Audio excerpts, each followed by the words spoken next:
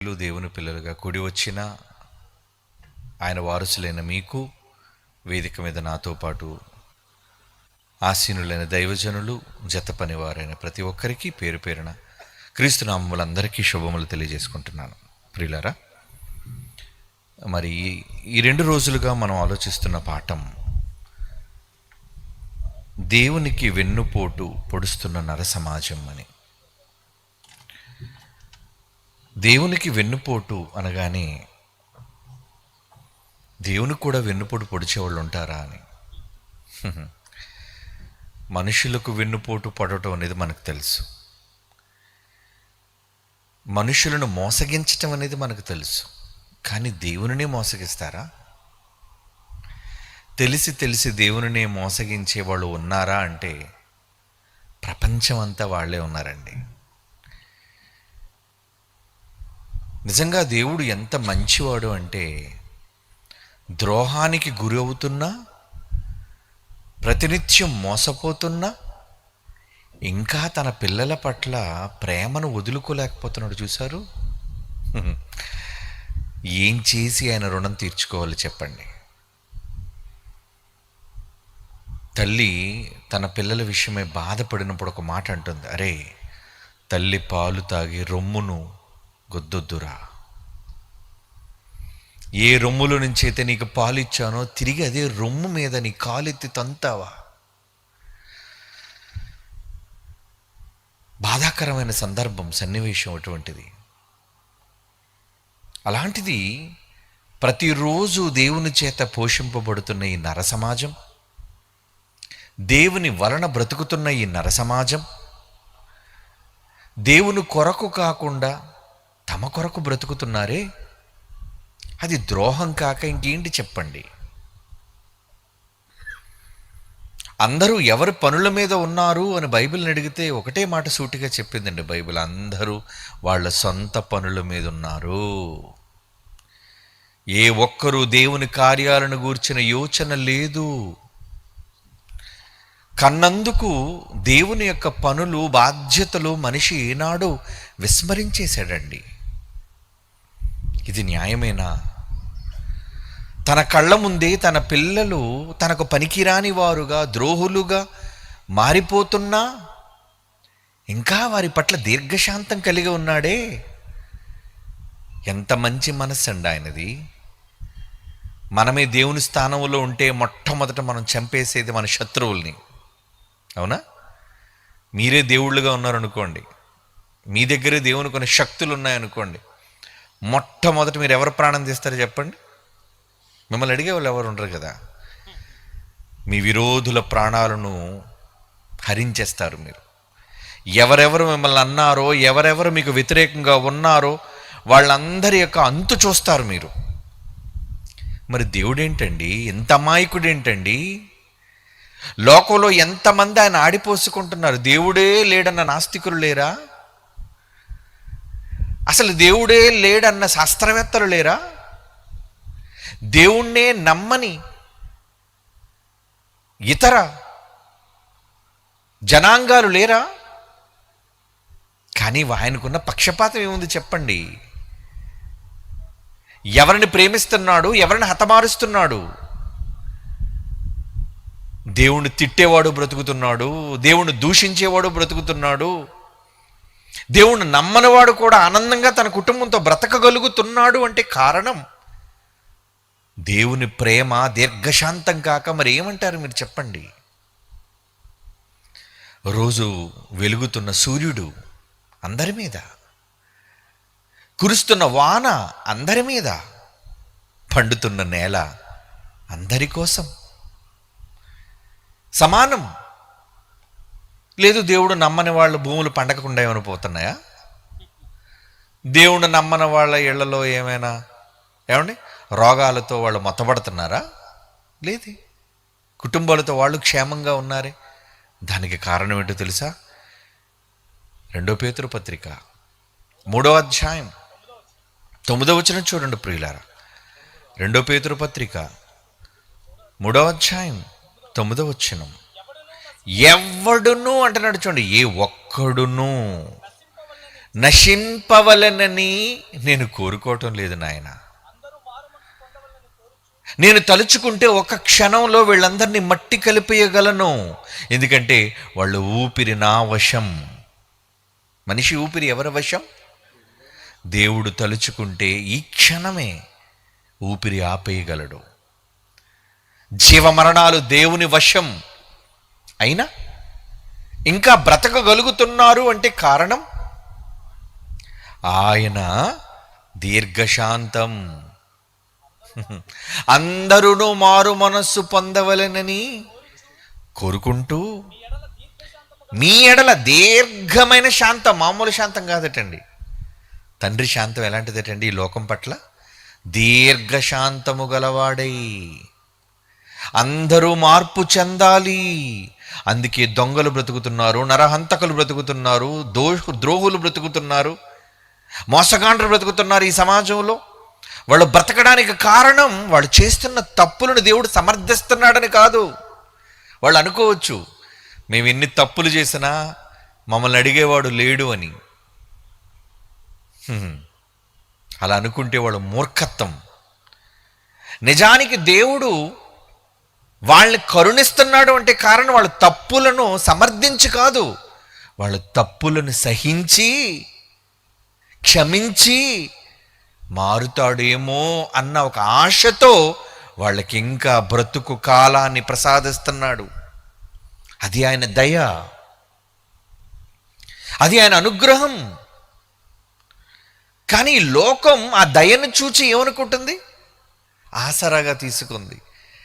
దేవుడు చేతకానితనం అనుకుంటుంది. రోమపత్రిక 2వ అధ్యాయంలో ఒక మాట అంటాడు దేవుడు.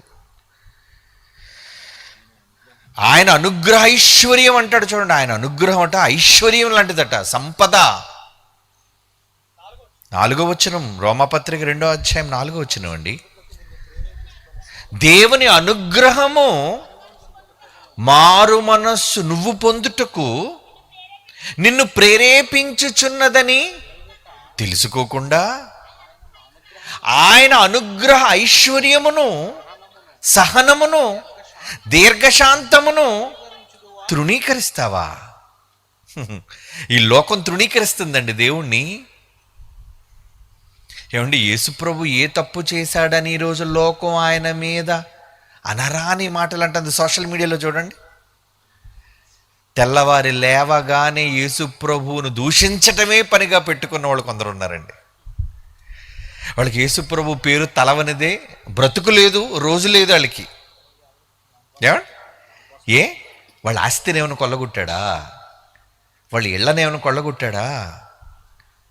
వాళ్ళ సంపద ఏమైనా కోరుకున్నాడా? వ్యక్తిగతంగా ఆయన వాళ్ళ పట్ల చేసిన అన్యాయం ఏంటి చెప్పండి? మంచోడు కదా, ఏ తప్పు లేనోడు కదా, పాపం చెయ్యనివాడు కదా, మనుషులందరి కోసం తన ప్రాణం పెట్టినవాడు కదా, సమాజానికి మంచి నేర్పించమన్నాడు కదా, కత్తితో కర్రతో దాడి చెయ్యమని ఏమండి హింసను ప్రోత్సహించలేదు కదా, క్షమను నేర్పించాడు, ప్రేమను నేర్పించాడు, సహనాన్ని నేర్పించాడు. ఆ మనిషి మీద ఎందుకర్రా ఏడుస్తున్నారు? యేసును అసభ్యకరమైన పదజాలాలతో బూతులు మాట్లాడుతున్నారు. బూతులే. ఆయన కన్న మరియమ్మను ద్వేషిస్తున్నారు. ఏమండి, ఆయన జన్మను కళంకితం చేస్తున్నారు. నీ తల్లినంటే నువ్వు సహిస్తావా? నువ్వు నీ తల్లికి అక్రమ సంతానంగా పుట్టావు, నీ తల్లి ఎవరితోనో పడుకుంటే అంటే నువ్వు భరించగలవా? రోషం వస్తుందే, ఆవేశం వస్తుందే, పళ్ళు కొరుకుతావే. ఏ దేవుడికి రోషం లేదనుకున్నావా? మహారోషగాడు. దేవుడికి ఆవేశం లేదనుకుంటున్నావా? ఒకరి సహనం చేతకానితనం అనుకోకు. భర్త ఇంటికి రాగానే భార్యని ఏమండి కొంతమంది అదే పనిగా కొట్టేవాళ్ళు ఉంటారండి. ఏమనంటే నేను మగాడిని. మగాడైతే కొట్టాలని రూలా? ఒక మాట ఎదురు చెబితే వెంటనే భార్యల మీద దాడి చేసే భర్తలు లేరా? తాగొస్తాడు, రోజు కొడతాడు. ఏం చేసిందని? నీకు అన్నం వండి పెడుతున్నందుక, నీ బట్టలు ఉతుకుతున్నందుక, నీ ఇల్లు శుభ్రం చేస్తున్నందుక, ఏమండి నీకు పిల్లలు కనిపెడుతున్నందుక? ఎందుకయ్యా కొడుతున్నావు? అది ఒకటి సరదా. ఏమనంటే ఎవరైనా వచ్చాడు, నా పెళ్ళమయ్యా నేను కొట్టుకుంటా, నువ్వెవడు అడగడానికి అంటాడు. పాపం పెళ్ళం మంచిది కాబట్టి భార్య ఏమంటే సహిస్తుంది, ఆవిడ ఓర్చుకుంటుంది కాబట్టి చేత కానిదని అనుకుంటున్నాడు. గొడ్డలతో నరికేసింది అనుకోండి, నరికేసిన వాళ్ళు ఉన్నారు కొంతమంది, ఎంతకైనా నడుచుకుంటుంది. రోజు కొట్టి కొట్టి కొట్టి కొట్టి సహనానికంటూ ఒక హద్దు ఉంటుంది. దేనికైనా సరే ఒక హద్దు మీరితే ఆవిడలో కూడా లేదా ప్రతాపం? ఆడవాళ్ళు ఏమండి బలహీనులా? వాళ్ళకి చేతులు లేవా? వాళ్ళ దగ్గర ఆయుధాలు లేవా? ఇంట్లోనే కత్తిపెట్ట చాలు నరికేయడానికి నిన్ను. ఏమండి మరి ఏంట్రా నీ మగతనం? ఏంటి నీ గొప్పతనం? ఏమనదు, నేనేం కొట్టినా తిట్టినా కుక్కలా పడుంటుంది, చేతకానితనం అనుకున్నావు కదా. కాదు, ఎప్పుడైనా విజృంభించిందా? తన శక్తి చూపించిందా? నీ పని అంతే. ఎగిరొక్క తనుదనింది అనుకోండి, వీధిలో పడ్డా అనుకోండి, నీ పరువంతా పోద్ది. అవునా? ఒక్కసారి జుట్టు పట్టుకుని ఈ వీధిలో కొట్టింది అనుకోండి, పడేయాలి మనం ఒకసారి. ఇంకేంటి నీ మగతనం? అయిపోయింది నీ పరు. రే, ఆడదాని చేతిలో భార్య చేతిలో దెబ్బలు తిన్నావు, సన్నాసిరా నువ్వు అంటారు.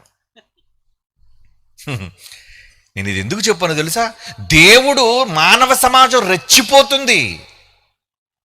రెచ్చిపోతుందా? ఎందుకు రెచ్చిపోవటం లేదు? పొగరెక్కాడు. దుష్టులు ఎలాగడ తెలుసా అండి? వాళ్ళు ఏమనుకుంటారో తెలుసా అండి? సమాజం ఏమనుకుంటుందో దేవుడు చెబుతున్నాడు ఆయన మాటల్లో. కీర్తనల గ్రంథం 10వ అధ్యాయం 4వ వచనం. కీర్తనల గ్రంథం 10వ అధ్యాయం 4వ వచనం. ప్రియులారా, దుష్టులు పొగరెక్కి యెహోవా విచారణ చెయ్యడు, దేవుడే లేడు అని మాకు తెలుసు,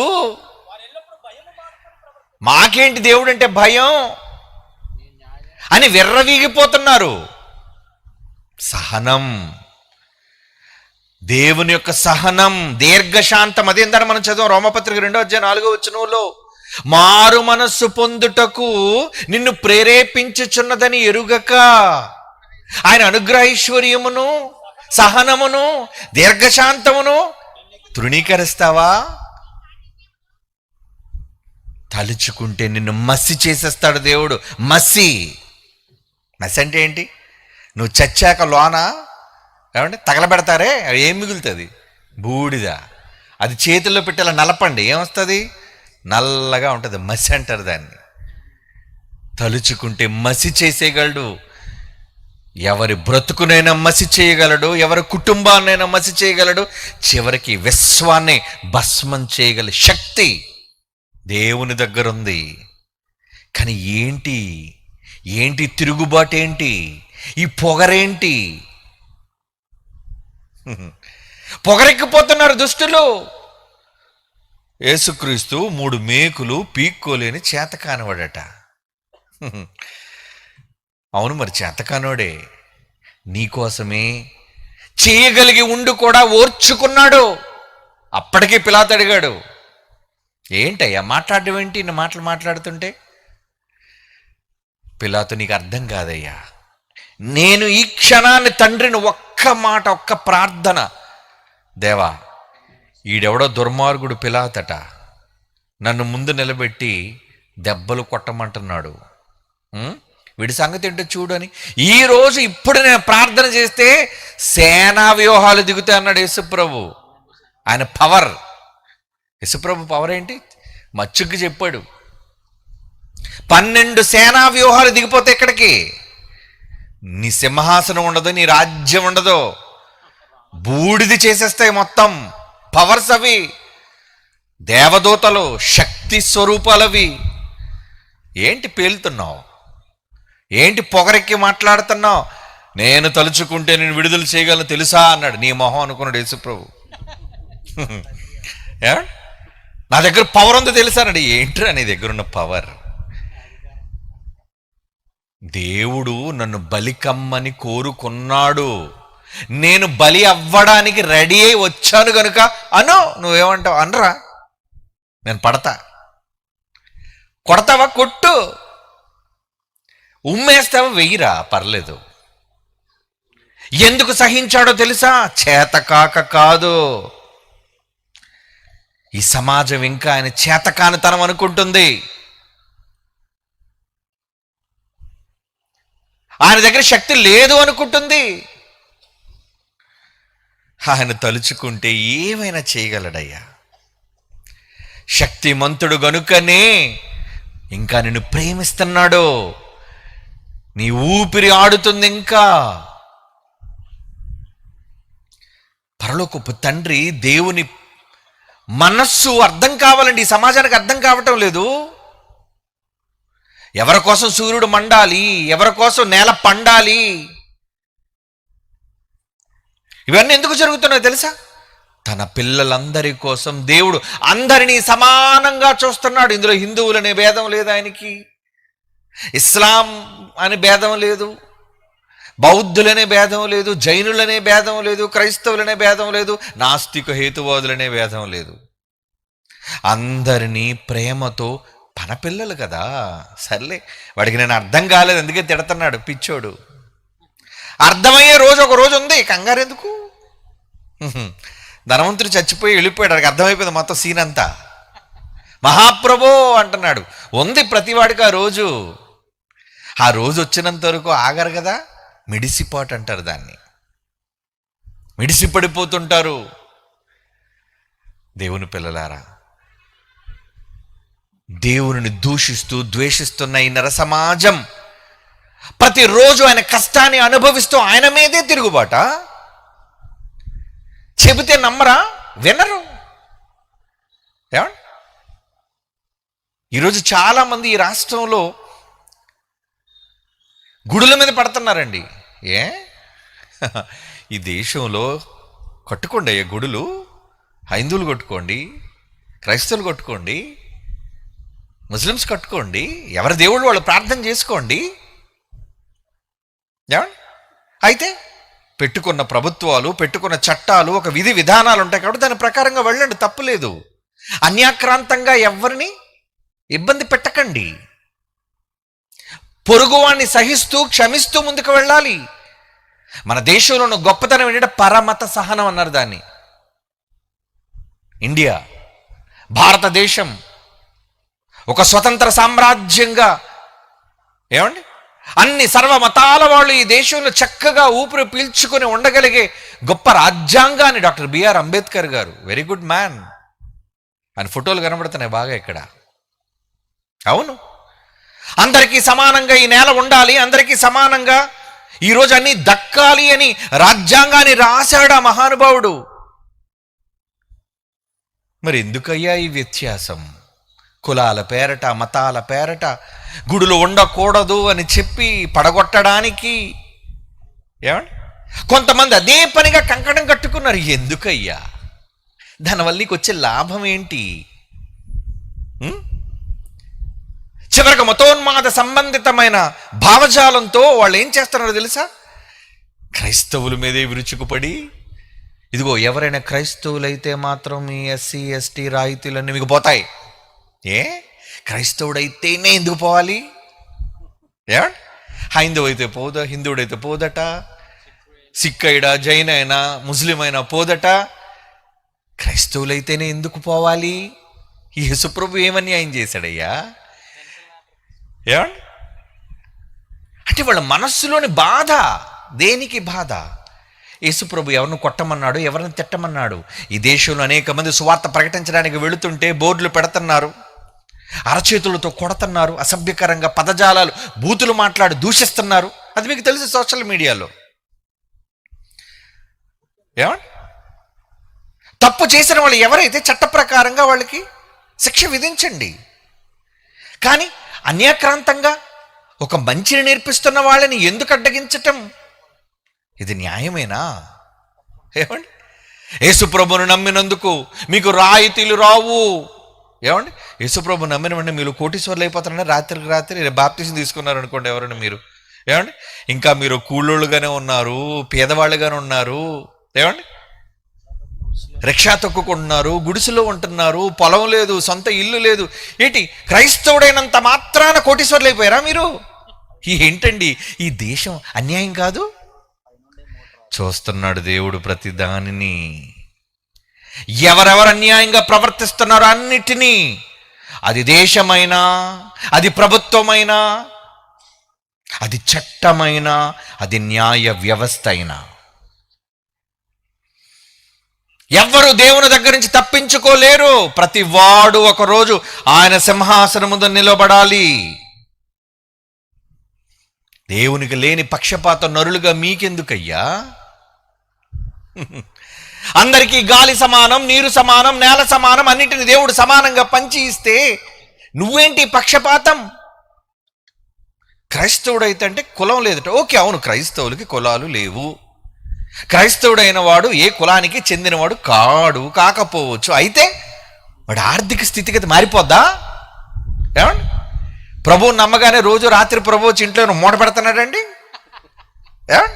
తెల్లవారు లేగానే ప్రభు అనగానే నీకు ఒక 500 రూపాయల కట్టల మూట అయినా యేసు ప్రభు ఇస్తున్నాడా?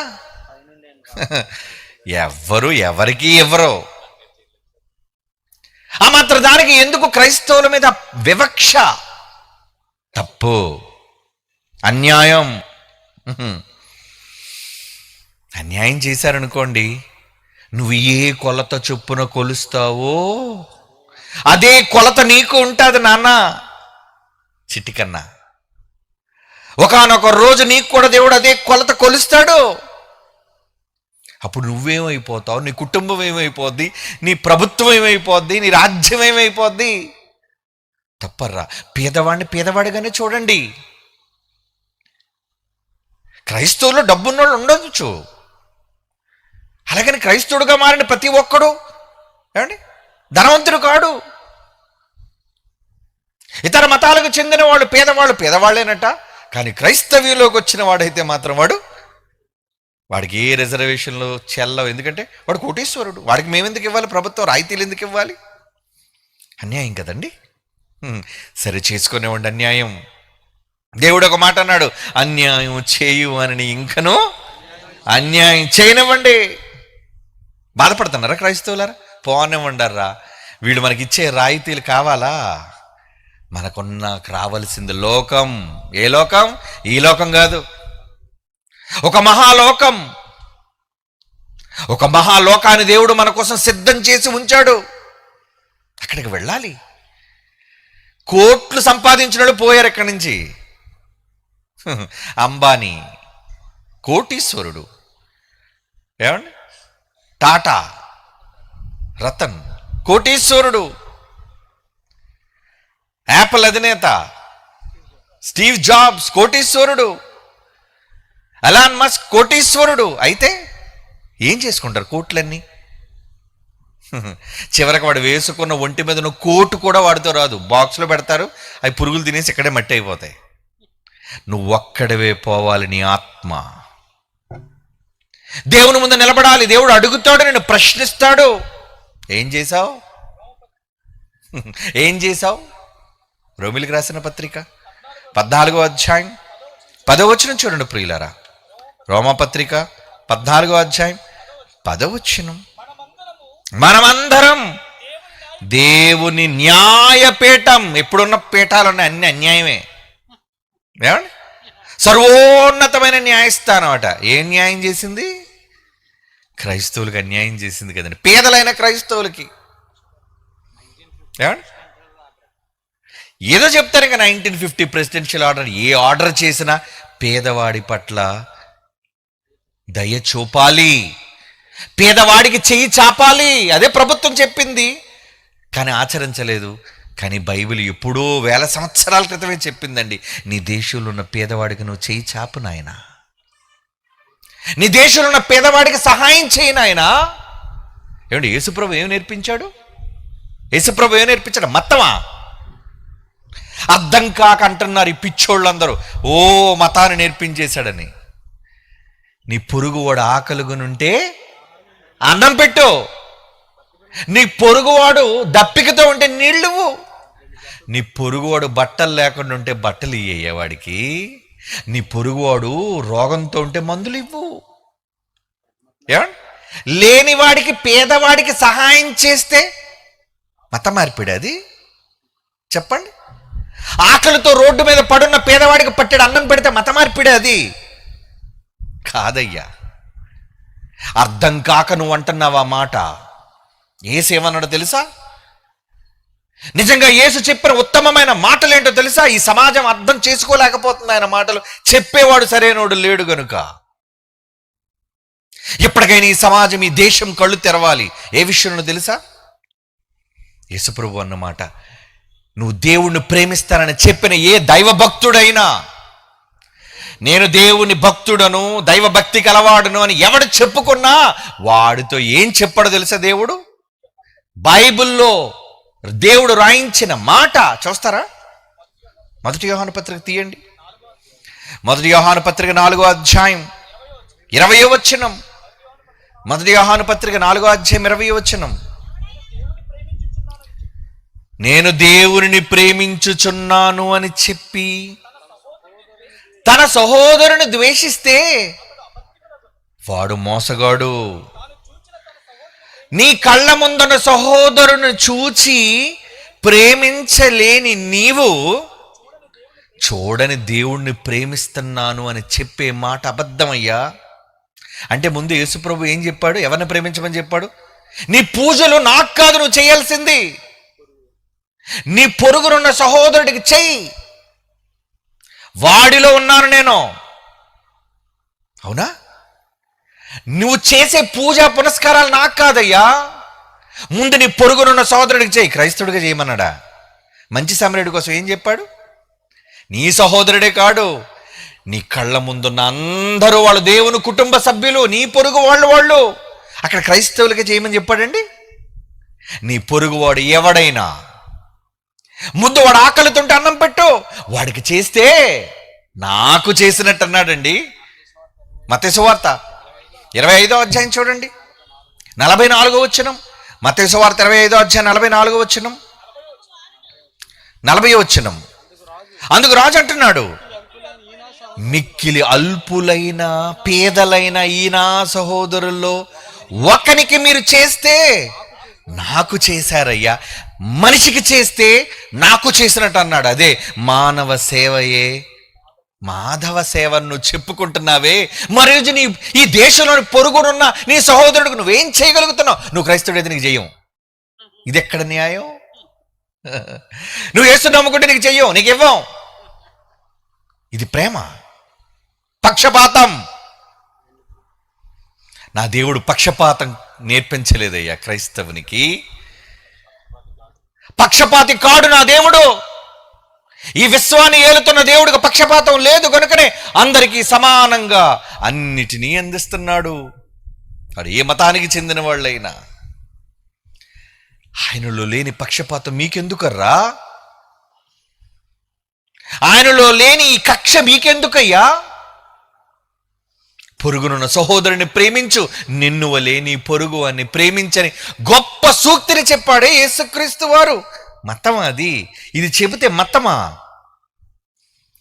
అమ్మ తిననివ్వదట, అడుక్కు తిననివ్వదట. అలాగా నువ్వు పెట్టావు, క్రైస్తవులుగా మేము పెడితే మత మార్పిడి చేస్తున్నావు నువ్వు. బుద్ధి లేని మాటలు మాట్లాడుతున్నారు దేవుని పిల్లలారా. నిజంగా ఈరోజు దేవుడు ఈ సమాజాన్ని చూచి ఏమనుకోవాలి? ఏంటారా ఎంత పక్షపాతులుగా ఉన్నారు? పొరుగు వానికి అన్నం పెట్టలేని మీరు, పొరుగు వారి పేద స్థితిలో సహాయం అందించలేని మీరు, అదేనా ప్రభుత్వం? అదేనా నాయకత్వం? నీ దేశంలోని పొరుగువానికి ఏం పెట్టమన్నాడండి? నీ చెయ్యి చాపు. లేవియాకాండంలో అన్నాడు చూడండి, ఎక్కడన్నాడు ఆ మాట? నిజంగా దేవుడు ఈ సమాజానికి నేర్పించే నీతి, బైబిల్ నేర్పిస్తున్న నీతి. బైబిల్ ఇప్పుడు మతాన్ని బోధించలేదు ప్రియులారా. బైబిల్ మంచిని నేర్పించింది, సమాజానికి సేవ చేయడాన్ని నేర్పించింది. ఒక మదర్ తెరీసా ఏం చేసింది? సేవ. రోగులతో ఉన్న వాళ్ళకి సేవ, పేదలైన వాళ్ళకి సేవ. తప్ప? మీ ప్రభుత్వాలు కూడా అదే కదా చేస్తున్నాయి. పేదవాళ్ళకి ఇల్లు కట్టిస్తే ప్రభుత్వ సహాయం, పేదవాడికి పెన్షన్ ఇస్తే ప్రభుత్వ సహాయం. పెన్షన్ ఇచ్చినందుకు మత మార్పిడి అంటారా దాన్ని? కాదు కదా. మంచి చేసినప్పుడు దానికి మతం అనే రంగు పొలమకూడదు. ఖచ్చితంగా ఈ దేశంలో ఉన్న పేదలకు సహాయపడాలి, చేయి చాపాలి, ఇవ్వాలి. ఇస్తే నీ పొరుగువాడు బాగుపడతాడు కదయ్యా. నీ దగ్గర అన్నం ఉంది, నువ్వు తిన్నావు, మిగిలింది వాడికి పొరుగుడికి పెట్టు, తప్పే ఉంది. అది కదా సహాయం అంటే. కానీ ఈ సమాజం ఏంటంటే దుష్ట సమాజం. లేవియాకాండం 19వ అధ్యాయం 9వ వచనం. లేవియాకాండం 19వ అధ్యాయం 9వ వచనం. మీరు మీ భూమి పంటను కోయినప్పుడు మీ పొలములోని వరలను పూర్తిగా కొయ్యకండి. పేదోళ్ళు ఉంటారు కదా, వాళ్ళు ఏరుకొనివ్వండి, వాళ్ళు తినివ్వండి, సహాయపడమంటున్నాడండి. బ్రతకనివ్వండి, వాడు మనిషే కదా. ఒక కుక్క పట్ల, ఒక ఆవు పట్ల, ఒక దూడ పట్ల నువ్వు చూపించే జాలి, నీ సాటి మనిషి ఎందుకు నువ్వు ఆయన పట్ల నువ్వు చూపించలేకపోతున్నావు?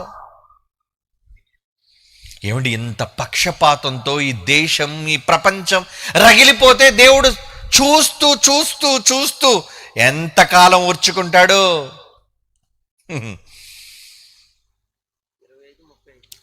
సామెతల గ్రంథం చదువుదామండి.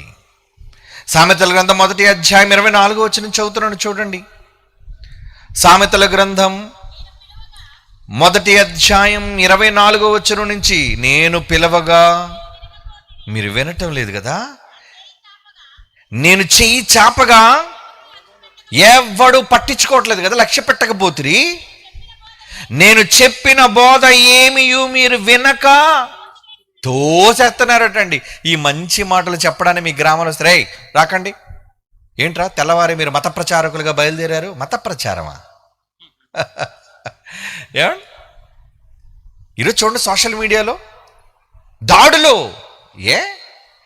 నేను నమ్మిన మంచిని ఈ సమాజానికి చెప్పడానికి వెళ్ళడానికి అనుమతి లేదా? నీకు పర్మిషన్ ఉందా? ఉంది పర్మిషన్. ఎవరిచ్చారు? డాక్టర్ బిఆర్ అంబేద్కర్ రాసి ఇచ్చాడు రాజ్యాంగంలో. చూస్తావా? ఆర్టికల్ 25లో ఏం రాశాడు ఆ మహానుభావుడు? ఏమండి తెలుగులో ఏమంటో తెలుసా అండి? Every Indian citizen has the right to profess, practice and propagate. 3 పదాలు వాడాడు ఆయన. అంటే ప్రొఫెస్ అంటే ప్రకటించు, ప్రాక్టీస్ అంటే ఆచరించు, 3 ప్రాపగేట్ అంటే ప్రచారం చెయ్యు. తెలుగు భారత రాజ్యాంగం ఉంటే చదవండి, ఇండియన్ కాన్స్టిట్యూషన్. అందులో ప్రచారము అనే పదం ఉంటుంది చూడండి. ప్రచారము అంటే నేను నమ్మిన ఈ మంచిని ప్రచారం చెయ్యొచ్చా చేయకూడదా? ఏమండి చెయ్యొచ్చా చేయకూడదా?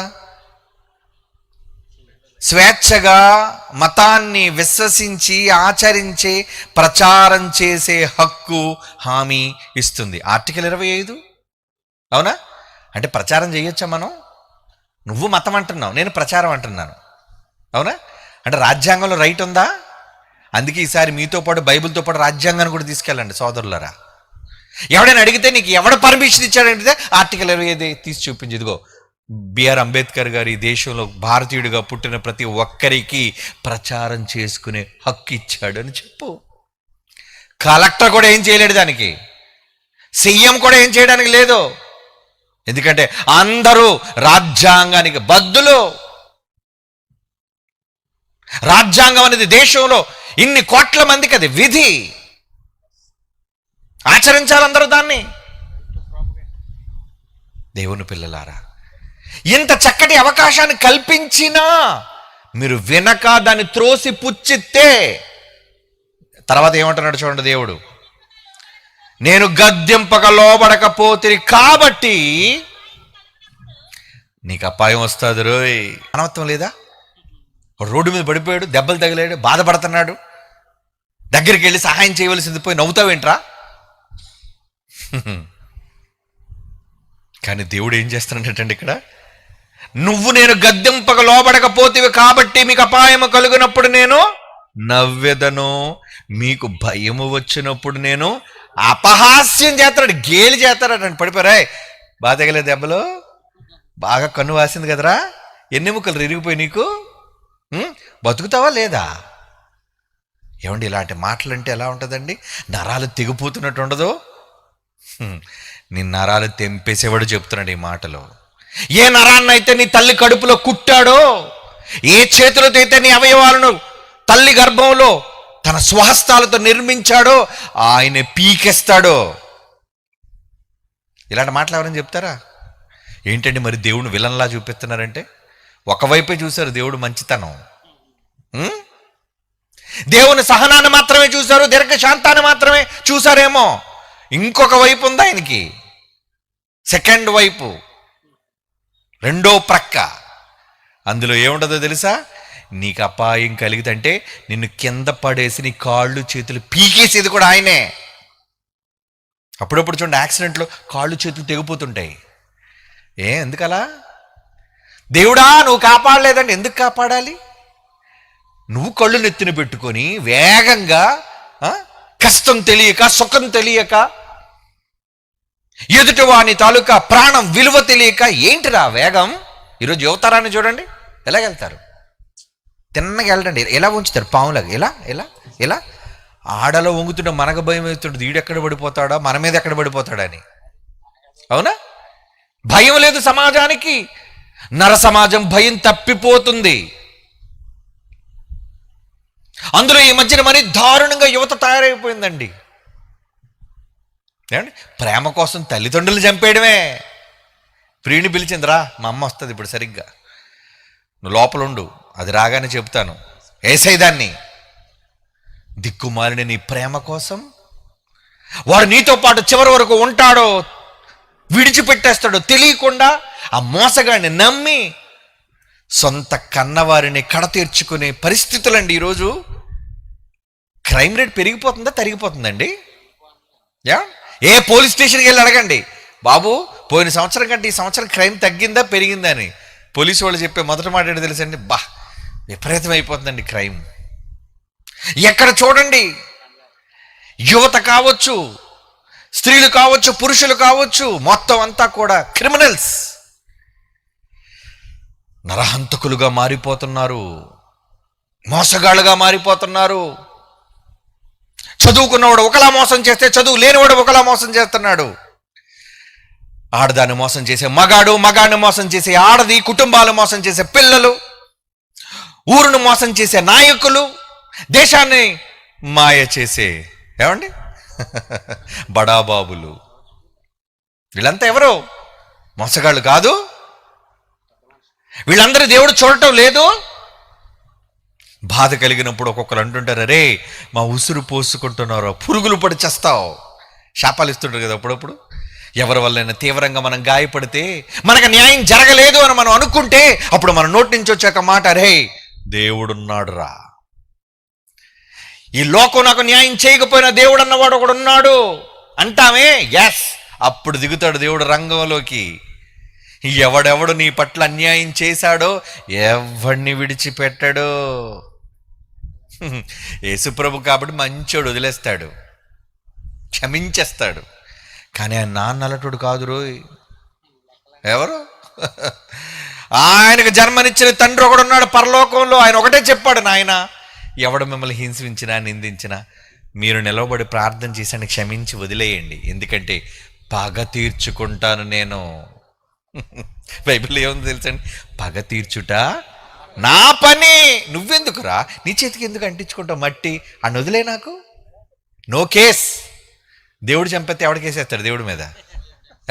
కాళ్ళు చేతులు పీకేస్తే దేవుడి మీద ఎవడండి కేసేస్తాడు? అంత దమ్ములున్నాయి ప్రపంచంలో ఎవరికైనా? అరే ఆయన నేల నాకించేస్తాను చూడు, మంచం పట్టించేస్తాను చూడు, వదిలే, నువ్వేమనొద్దు.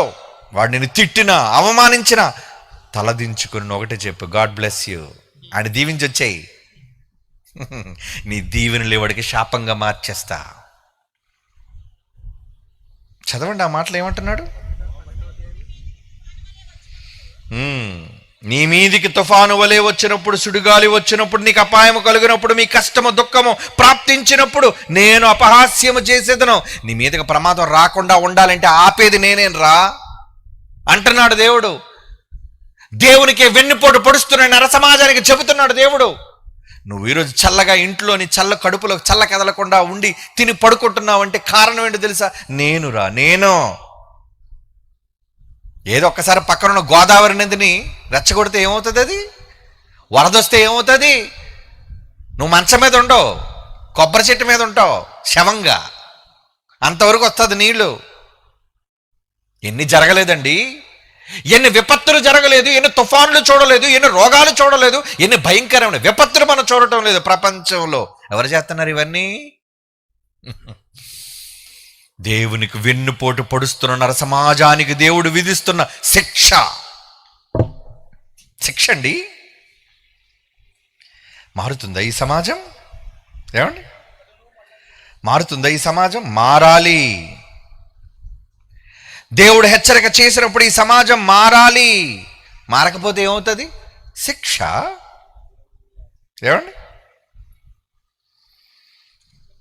కీర్తనల గ్రంథం 7వ అధ్యాయం చూడండి, 11వ వచనం నుంచి చూడండి. దేవుడు ఏమంటున్నాడు? కీర్తనల గ్రంథం 7వ కీర్తనలోని 11వ మాట నుంచి, న్యాయమును బట్టి ఆయన దగ్గర న్యాయం, పక్షపాతంతో తీర్పు తీర్చడాయన.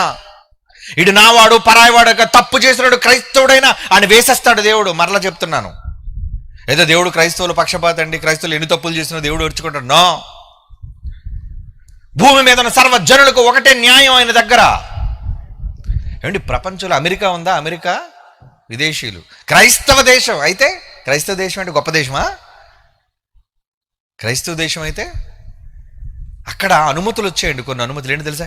2 మగాళ్ళు పెళ్లి చేసుకోండి పర్లేదు. ఇప్పుడు తమ్ముడు చెప్పాడు కదా ఎల్జీబీటీలని. ఆ ఎలాన్ మస్క్ వాడు తాలూకా కొడుకు ఆడదానిగా మారిపోయాడు. మగాడిని పెళ్లి చేసుకోవాలని ఆశ ఉందట అడిగి. ఇది ఎక్కడ విచిత్రమైన కోరికలు రా? నువ్వు ఆడదానిగా పుడితే మగాడిని కోరుకోవాలి, మగాడిగా పుడితే ఆడదాన్ని కోరుకోవాలి. మగాడిగా పుట్టి ఆడదైపోయి మళ్ళీ మగాడిని కోరుకోవడం ఏంటి? 2 పురుషులకు వివాహం చేస్తారు, 2 స్త్రీలకు వివాహం చేసుకోవచ్చు, చట్టాలు చేసేసే దేశాలు. అందుకే వరదలతో, భూకంపాలతో, సునామీలతో, పెను తుఫానులతో అతలాకుతలం చేస్తున్నాడండి ఆ దేశాల్ని. చైనాని విడిచిపెట్టాడా? అమెరికాని విడిచిపెట్టాడా? ఆస్ట్రేలియాని విడిచిపెట్టాడా? ఏ దేశాన్ని విడిచిపెట్టాడు చెప్పండి? ఏ దేశం సుభిక్షంగా ఉందని చెప్పండి చూద్దాం. తప్పు చేసిన ఏ దేశాన్ని విడిచిపెట్టడం లేదు. అలాగని అందరికీ సునామీలు, విపత్తులు, భూకంపాలు వస్తాయని కాదు. ప్రపంచమంతటిని నలిపేసిన ఒక రోగం 2020లో వచ్చింది. ఏంటది? ఏమంటే భయం ఎప్పటికైనా బాబోయా, ఆ పేరు చెప్తేనే భయం అండి. కరోనా. ఏమండి, పక్కోడు తుమ్మితే భయం, దగ్గరకు వచ్చి మాట్లాడితే భయం, డాక్టర్లాగా అందరూ మూతులకు మాస్కులు వేసుకోవడం. ప్రపంచమంతా వ్యాపించింది వ్యాధి. ఎందుకు? దేవుడే. ఈ పనికిరాని సన్నాసులు అన్నారు చైనావుడు సృష్టించాడండి కరోనా అని అన్నారు ఈ పనికిరాని వాళ్ళు. కానీ బైబిల్ని అడిగితే బైబిల్ ఏం చెప్పిందో తెలుసా? నేనే రా కరోనాకు ప్రాణం నువ్వు కరోనా అని పేరు పెట్టావు దానికి. ఆ క్రిమిని పుట్టించింది నేనేనరా. ప్రపంచంలో చాలా మందిని లేపేశాను. కీర్తనల గ్రంథం 78వ కీర్తన 50వ వచనం, 78వ కీర్తన 50వ వచనం, తన కోపమునకు ఆయన త్రోవ చదును చేసెను, మరణము నుండి వారి ప్రాణమును తప్పింపక వారి జీవమును. తెగులు, దానికి నువ్వు కరోనా పేరు పెట్టు, క్యాన్సర్ అని పేరు పెట్టు, చాలా రోగాలు ఉన్నాయి కదండి. తెగుళ్ళు అనగానే ఏంటి? ఏమండి, ప్రపంచమంతా భయంకరమైన రోగాలతో చచ్చిపోతున్నారు. ఎందుకు? వెన్నుపోటు పడుతున్నావు కదా బాగా. ఎంతమందికి అన్యాయం చేసి అన్యాయపు సొమ్ముతో బతుకుతున్నావో నీకు రోగం రాక ఇంకేం వస్తుంది? నువ్వు కుక్క చావు చావకి ఇంకేది ఎలా చేస్తావు నువ్వు? నేనంటున్న మాటలు కాదండి, దేవుడు అంటున్నాడు. ఈ ప్రపంచం మీదకి అందుకే తన కోపాన్ని, వెన్నుపోటు పొడిచిన ఈ సమాజానికి దేవుడు కోపాన్ని ఎలా చూపించాడో ఒకసారి నెమరు వేసుకుందాం. గతంలోకి వెళ్దాం, ఒకసారి పాస్ట్లోకి వెళ్దాం. ముగించుకుందాం. ఓకే, పంచమంతా ఎలా విరుచుకోపడిందో అయినా మారటం లేదేంటండి? ఇందరు శాంసన్ చెప్పినట్లుగా చచ్చిపోతానని తెలిసి అతనికి తిరిగి జీవాన్ని ప్రసాదిస్తే చచ్చిపోయే ముందు ఎలా మారిపోయాడు? అవిధేయుడు. లోకం అంతా అలాగే ఉందండి. దేవుడంటే భయం మీరిపోయింది సమాజం. రోగం కలిగినప్పుడే దేవుడా అంటాం, ప్రాణాపాయం కలిగినప్పుడే దేవుడా అంటాం. ఆ తర్వాత దేవుడంటే లెక్కలేనితనం. ఇదేనా దేవుడు కోరుకుంటున్నాడు?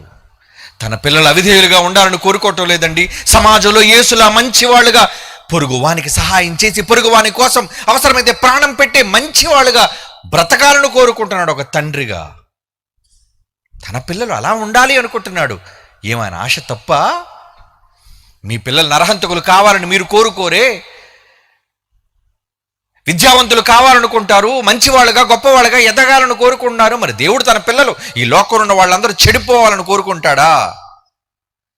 ఒకరి మీద ఒకరు ఇలా దుష్టులుగా, నర సమాజం ఒకరినొకరు నరుక్కొని చంపుకొని, ఏంటి యుద్ధం? ఇజ్రాయెల్కి ఏంటి యుద్ధం? ఇరాక్తో ఏంటి, ఇరాన్తో ఏంటి యుద్ధం? ప్రపంచ దేశాల్లో ఎందుకు ఈ భయంకరమైన యుద్ధ వాతావరణం, కల్లోలం? పొరుగువాడిది ప్రాణం కాదా? నీకు ఉంటే మీ నాయకులు గదిలోకి వెళ్ళి కొట్టుకు చావండరా?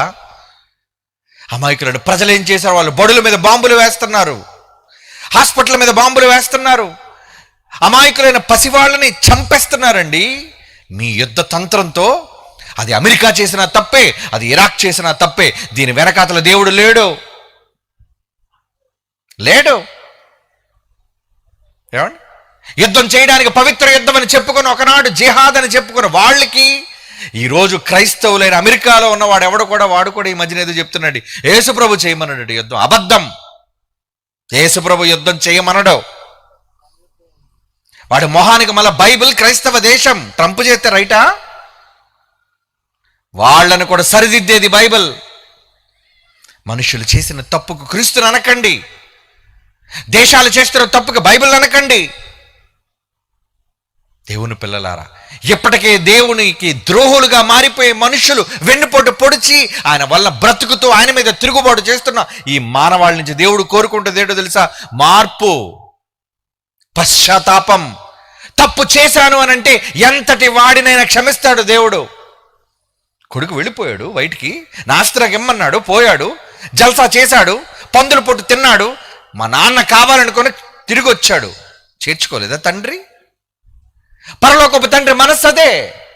నీ పాపాలను విడిచిపెట్టి, నీ నేరాలను విడిచిపెట్టి నన్ను క్షమించి మహాప్రభు అని పాదాల మీద పెడితే నిన్ను గుండెలకు హత్తుకుంటాడు, లేదా నీ గుండెల్లో గుణపొందించేస్తాడు ఆయన. మన కోసం సమస్తాన్ని చేస్తున్న తండ్రికి వన్నె తెచ్చే వాళ్ళంగా ఉండాలి, కానీ వెన్నుపోటు పొడిచే వాళ్ళగా ఉండకూడదు. అయినా తల్లిదండ్రులు ఏడిపించి ఏ కుటుంబాలు బాగుపడ్డాయి చెప్పండి? కన్న వాళ్ళ కన్నీళ్లు మనకు ఉసురు. పరలోకపు తండ్రి ఆవేదన మీకోసం పడితే అది సమాజానికి నాశనం. అందుకే మార్పు కోసమేనండి ఈ సభలు. మనిషిని సమాజంలో మంచిగా బ్రతకమని చెప్పడానికేనండి ఈ సభలు, మత సభలు కావివి. రేపు కూడా విందాం. కళ్ళు మూసుకొని ప్రార్థన చేసుకుందాం. పరిశుద్ధుడు అయిన తండ్రి దేవా, నీ మనసు అర్థం కాలేదు నాయన ఈ సమాజానికి. ఇంకనో వారు పాపములోనే ఉన్నారు, మోసములోనే ఉన్నారు, ద్రోహములోనే ఉన్నారు. పొరుగునున్న సహోదరునికి ద్రోహం చేస్తున్నారు అంటే అది మీకు చేస్తున్న ద్రోహం అని వాళ్ళకి అర్థం కావటం లేదు తండ్రి. వాళ్ళు చేసే ప్రతి పాపం మీ పక్షాన చేస్తున్నారన్నది తెలియక శాపాన్ని కొని తెచ్చుకుంటుంది ఈ లోకం. ఒక్కసారి దయదల్చండి తండ్రి. మనుషులందరి కొరకు ప్రార్థిస్తున్నాం, రాజ్యాల కొరకు ప్రార్థిస్తున్నాం, నాయకుల కొరకు ప్రార్థిస్తున్నాం, పక్షపాతం చూపిస్తున్న ప్రభుత్వాల కొరకు ప్రార్థిస్తున్నాం. పేదలైన వాళ్ళకి సాయం చేయండి తండ్రి. వాళ్ళ పక్షాన మీరు నిలబడండి తండ్రి. మంచి పక్షాన మీరు నిలువబడి ఈ దేశంలో మంచిని నింపుటకు మమ్మల్ని సకల విషయాల్లో బలపరిచి మీ ప్రతిభ, మీ శక్తి మా ద్వారా ఈ సమాజానికి చూపించవలసిందిగా ప్రార్థిస్తూ, ఈ రాత్రి సభకు వచ్చి తిరిగి వెళుతున్న వాళ్ళందరినీ క్షేమంగా వారి గృహాలకు చేర్చి మరలా రేపటి దినము చివరి రోజు మరిన్ని గొప్ప మాటలు మీకోసం మేము విని మీ కౌగిలికి చేరుకునే భాగ్యముగా పిల్లలుగా మమ్మల్ని అందరినీ తీర్చిదిద్దవలసిందిగా ప్రార్థిస్తూ క్రీస్తు యేసు వారి పవిత్ర నామములో ఈ ప్రార్థన వేడుకొనుచున్నాము తండ్రి. ఆమేన్. మన తండ్రి అయిన దేవుని ప్రేమ, కుమారుడైన క్రీస్తు యేసు వారి కృప, పరిశుద్ధాత్మని యొక్క అన్యోన్య సహవాసం సదాకాలం మనందరికీ తోడేడి నడిపించునుగాక. ఆమేన్.